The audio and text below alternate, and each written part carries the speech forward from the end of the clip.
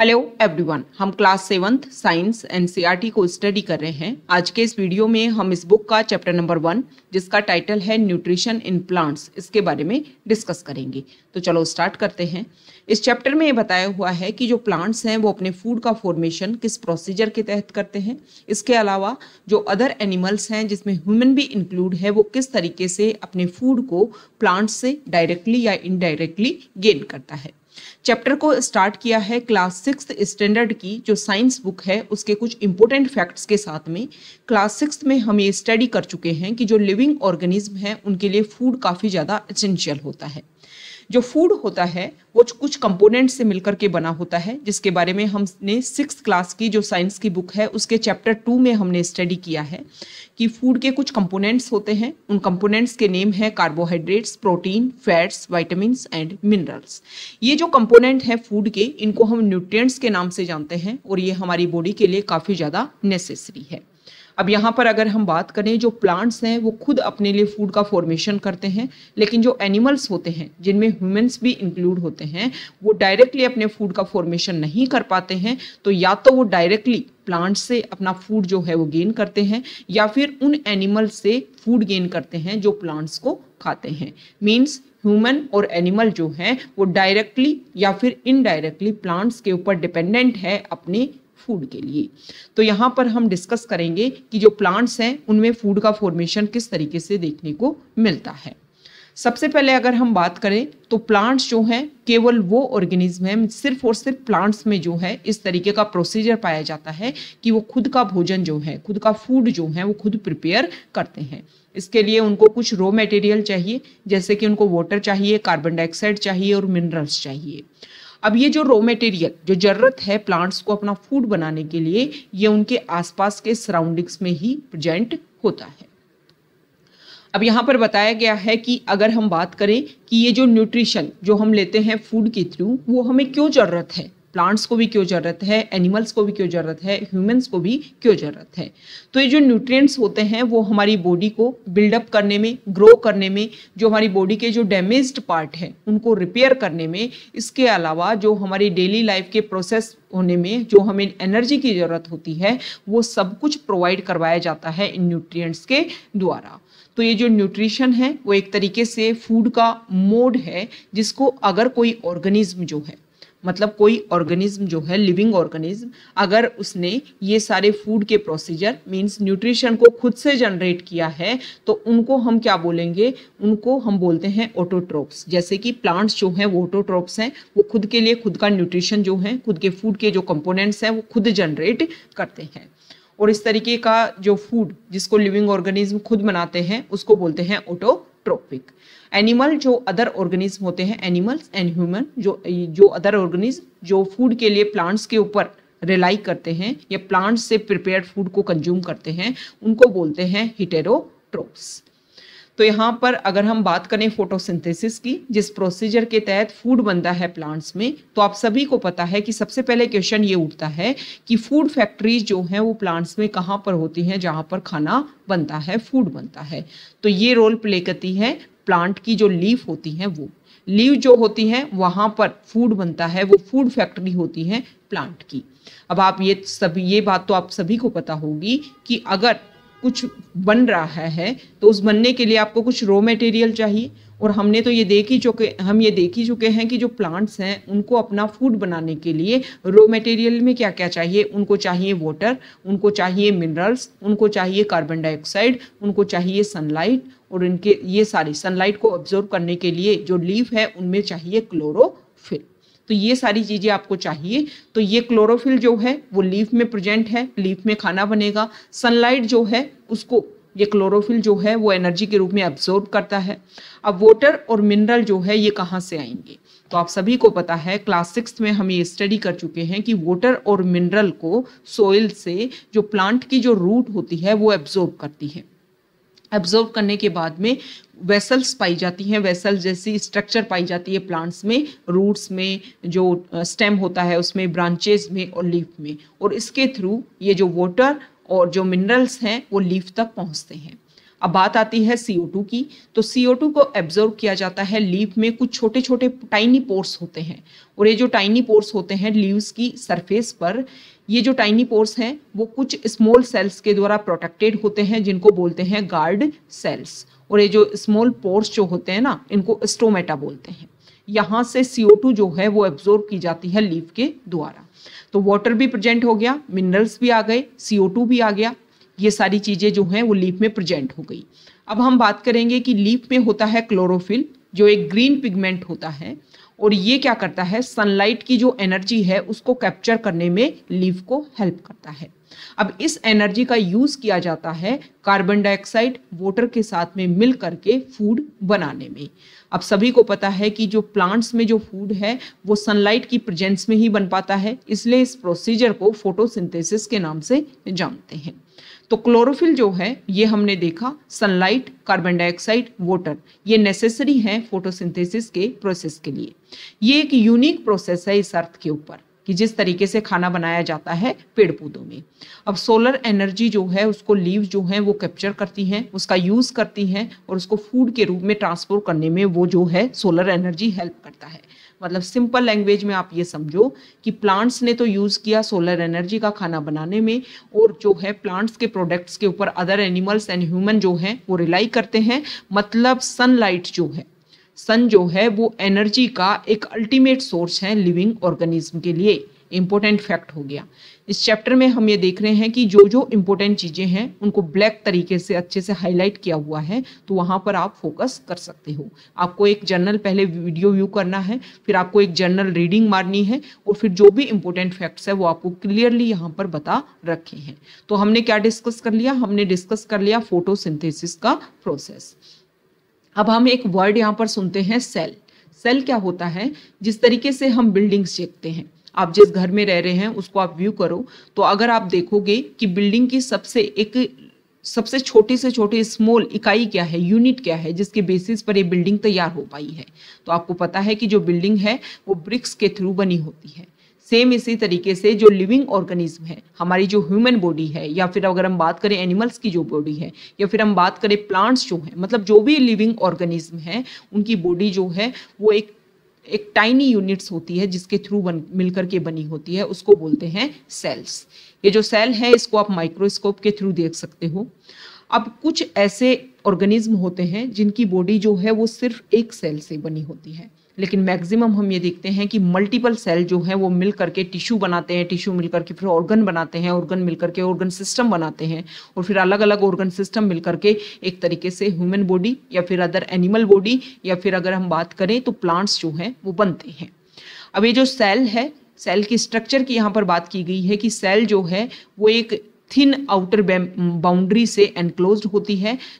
ये जो thin outer boundary होती है इसको हम सेल मेम्ब्रेन के नाम से जानते हैं। ये सेल है और सेल इस तरीके से आउटर मेम्ब्रेन से ढकी हुई है जिसको बोलेंगे सेल मेम्ब्रेन। अब ये जो सेल होती है इसके सेंटर में एक स्फेरिकल स्ट्रक्चर जो है वो डिस्टिंक्ट तरीके से लोकेटेड होता है जिसको हम बोलते हैं न्यूक्लियस। यहाँ पर आप देखिए ये जो है वो न्यूक्लियस है। न्यूक्लियस जो है वो अपने चारों तरफ जेली लाइक एक स्ट्रक्चर से, एक सब्सटेंस से सराउंडेड होता है जिसको बोलते हैं साइटोप्लाज्म। तो ये सेल को लेकर के कुछ बेसिक फैक्ट्स हैं वो आपको पता होना चाहिए। फोटोसिंथेसिस हमने देख लिया। अब यहाँ पर क्वेश्चन किया गया है कि अगर अर्थ पर फोटोसिंथेसिस प्रोसीजर होता ही नहीं तो क्या होता। देखो, फोटोसिंथेसिस जो प्रोसीजर होता है उसमें आप सभी को पता है कि सनलाइट जो है उसका यूज किया जाता है, और फोटोसिंथेसिस के थ्रू जो है वो प्लांट्स अपना फूड बनाते हैं, फिर उस फूड का यूज करते हैं अदर एनिमल्स। तो अगर फोटोसिंथेसिस नहीं होता तो फूड का फॉर्मेशन नहीं हो पाता, फूड का फॉर्मेशन नहीं होता तो प्लांट्स जो हैं वो जीवित नहीं रह पाते, और जो अदर एनिमल्स हैं, ह्यूमन हैं, उनको फूड प्रोडक्ट नहीं मिल पाते, तो उनके लिए भी जीना मुश्किल हो जाता। ये जो फोटोसिंथेसिस जो प्रोसीजर होता है उसमें ऑक्सीजन रिलीज होती है, और आप सभी को पता है ऑक्सीजन बहुत ज़्यादा एसेंशियल है एक लिविंग ऑर्गेनिज्म के लिए।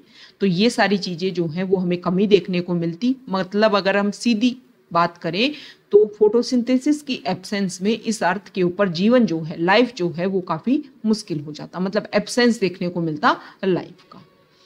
तो यहाँ पर अगर हम बात करें तो देखो अब हमने देखा कि प्लांट्स में जो फॉर्मेशन है फूड का वो हम देखते हैं कि ग्रीन लीव्स में देखने को मिल रहा है। तो क्वेश्चन ये उठता है कि प्लांट्स में क्या अदर पार्ट भी ऐसे हैं जहां पर फोटोसिंथेसिस का प्रोसीजर हो सकता है?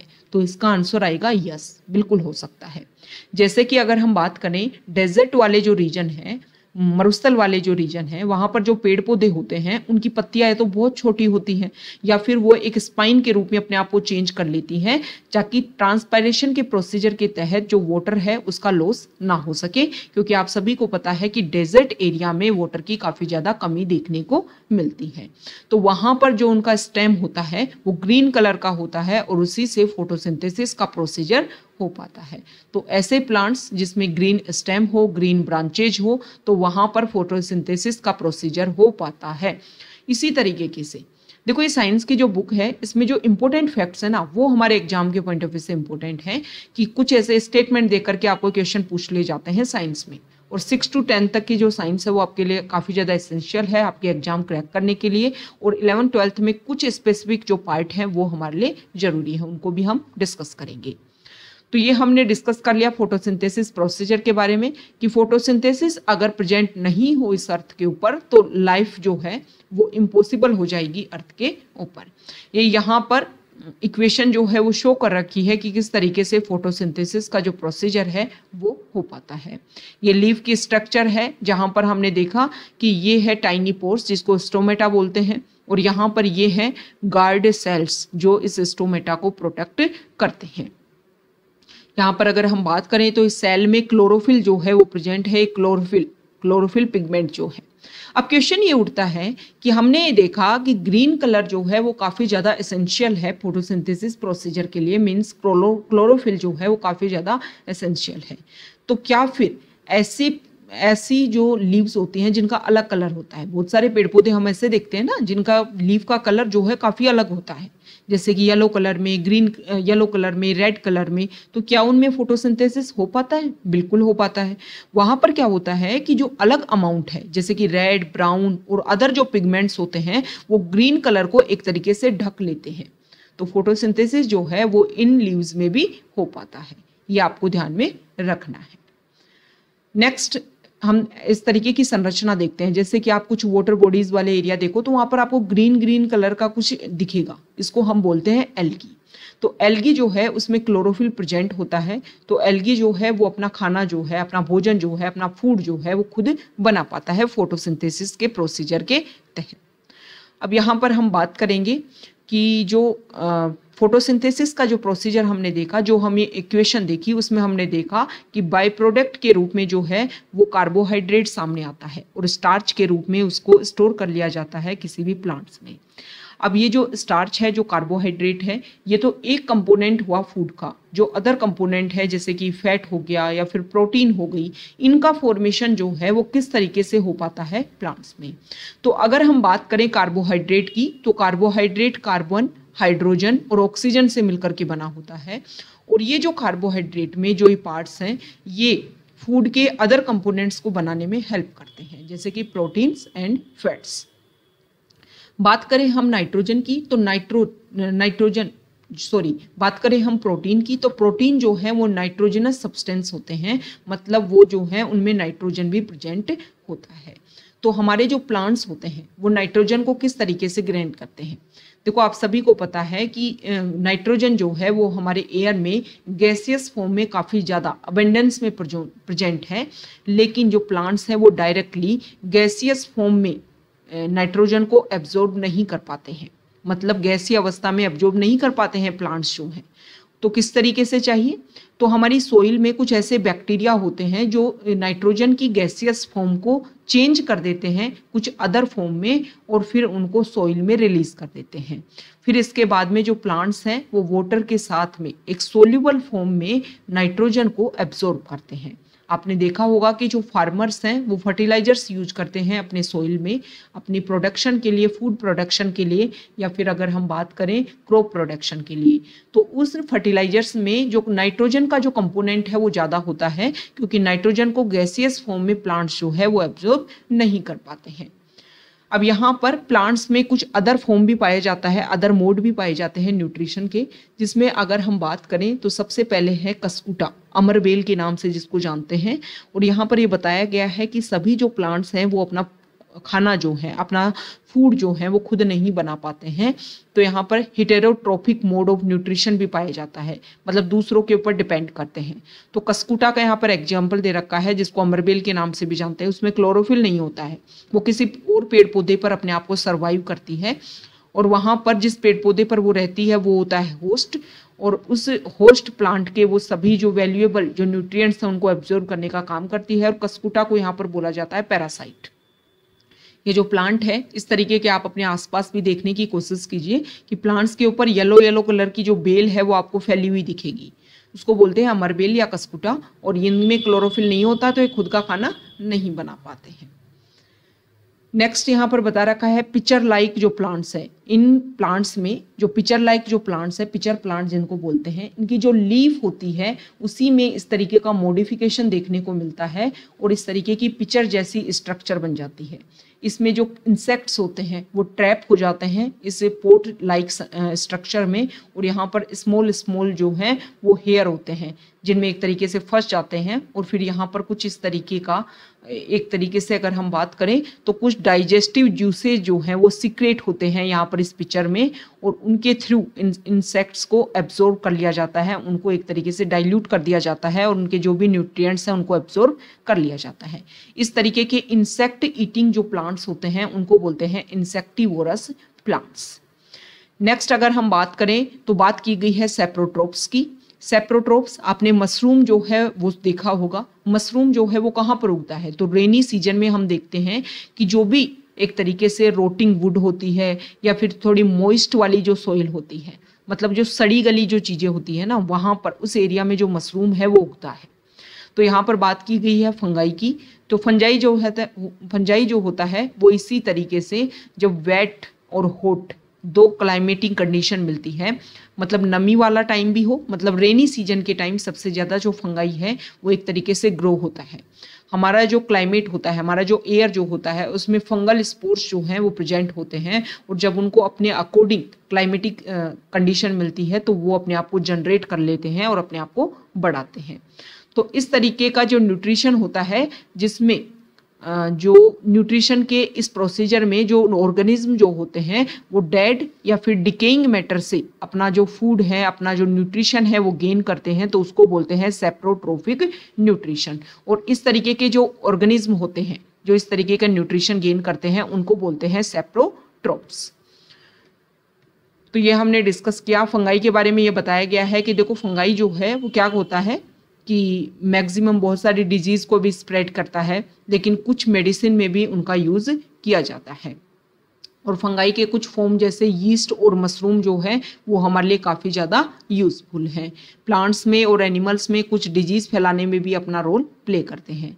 तो यहाँ पर हमने देखा कि वेट और वार्म दो कंडीशन अगर मिल जाए तो एयर में जो एयर में जो फंगाई के जो स्पोर्स एक तरीके से तैरते रहते हैं वो अपने आप को उस कंडीशन में जनरेट कर लेते हैं और अपने आप को ग्रो करने लग जाते हैं। अब हमें एक रिलेशन के बारे में स्टडी करना है और इसको बोलते हैं सिम्बायोसिस रिलेशन। इसमें क्या होता है कि दो ऑर्गेनिज्म जो हैं वो एक दूसरे की डिमांड को फुलफिल करते हैं और दोनों की जो ज़रूरत है वो एक दूसरे के साथ कंप्लीट भी हो पाती है। तो इस तरीके के रिलेशन में अगर ऑर्गेनिज्म जो रहते हैं उसको बोलते हैं सिम्बायोसिस रिलेशनशिप। तो यहाँ पर हम डिस्कस करेंगे कि जैसे जो फंगाई जो होते हैं वो प्लांट्स की रूट में रहते हैं। प्लांट्स को क्या करते हैं, वो जो न्यूट्रिएंट्स हैं उनको ऑब्जर्व करने हेल्प करते हैं, और प्लांट्स उनको क्या करते हैं, जो एरिया है जो प्लेस है वो प्रोवाइड करते हैं। बदले में वाटर और न्यूट्रिएंट्स को एब्जॉर्ब करने में वो प्लांट्स की हेल्प करते हैं। इसी तरीके के ऑर्गेनिज्म है लाइकेन। लाइकेन में एल्गी और फंगाई दोनों साथ में रहते हैं। तो फंगाई क्या करेगा, फंगाई जो है वाटर की अवेलेबिलिटी कर देता है, न्यूट्रिशन की अवेलेबिलिटी करता है, और एल्गी जो है उसमें क्लोरोफिल प्रेजेंट होता है तो इनकी सहायता से वो खाना बना देता है।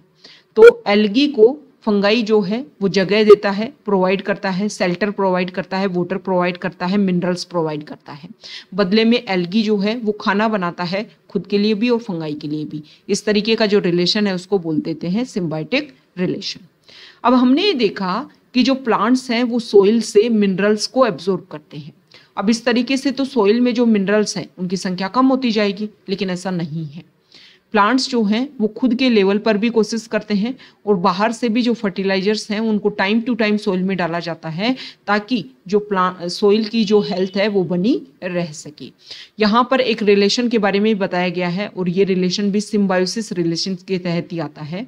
इसमें जो है वो राइजोबियम बैक्टीरिया जो है वो सोइल में पाए जाते हैं, और राइजोबियम बैक्टीरिया क्या करते हैं कि नाइट्रोजन, गैसियस फॉर्म में जो नाइट्रोजन है उसको कन्वर्ट कर देते हैं एक यूजेबल फॉर्म में।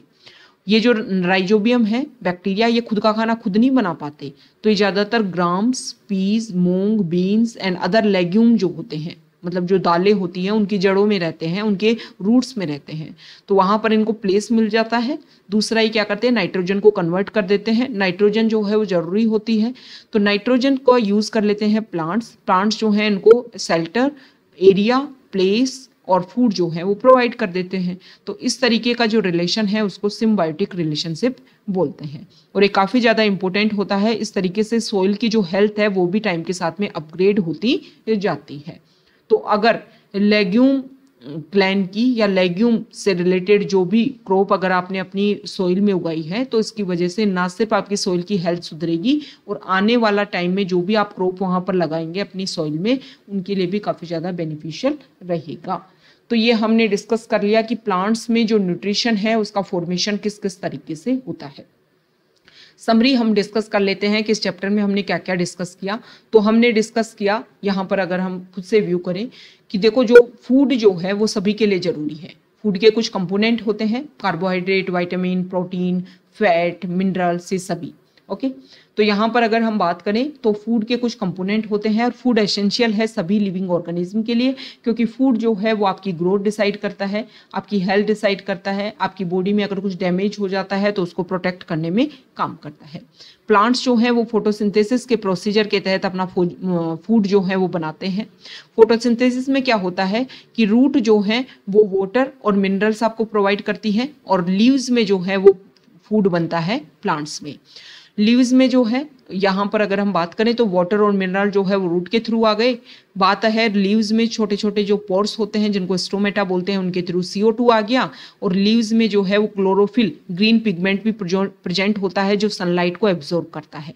तो इस तरीके से प्रोसीजर के तहत जो फोटोसिंथेसिस के तहत जो है फूड बन गया, और फूड में बनता है कार्बोहाइड्रेट, और ऑक्सीजन जो है वो रिलीज होती है। तो ये हमने फोटोसिंथेसिस देखा। इसके अलावा हमने देखा कि कुछ अलग अलग टाइप भी होते हैं, जिसमें अलग अलग टाइप्स में हमने देखा कि पिचर लाइक जो प्लांट्स होते हैं जिनको इंसेक्टोवोरस प्रोसीजर बोलते हैं। इसके अलावा और भी होते हैं जिसमें दूसरे के ऊपर डिपेंड करते हैं जो प्लांट, जैसे कि हमने अमरबेल कस्कूटा का एग्जाम्पल देखा। यहाँ पर हमने देखा कि जो कार्बोहाइड्रेट जो है वो कार्बन, हाइड्रोजन और ऑक्सीजन से मिलकर के बने होते हैं, लेकिन जो प्रोटीन है वो नाइट्रोजनियस सब्सटेंस से मिलकर के बना होता है। नाइट्रोजन को प्लांट्स जो है वो डायरेक्टली गैस फॉर्म में एब्जॉर्ब नहीं करते, तो कुछ ऐसे बैक्टीरिया होते हैं वो सोइल में चेंज कर देते हैं अदर फॉर्म में नाइट्रोजन को, और फिर वाटर के साथ में एक सोल्यूबल फॉर्म में एब्जॉर्ब कर लेते हैं प्लांट्स नाइट्रोजन को। तो ये हमने कुछ बेसिक फैक्ट डिस्कस किए हैं जो हमारे लिए इम्पोर्टेंट है, और ये सारी चीज़ें जो भी आपको पता होनी चाहिए, जो भी हमने इम्पोर्टेंट फैक्ट डिस्कस किए हैं। अगर आप यहाँ तक आए हैं, वीडियो आपको अच्छा लगा है तो प्लीज़ वीडियो को लाइक कर दीजिए, शेयर कर दीजिए और चैनल को सब्सक्राइब कर दीजिए। Okay, thank you.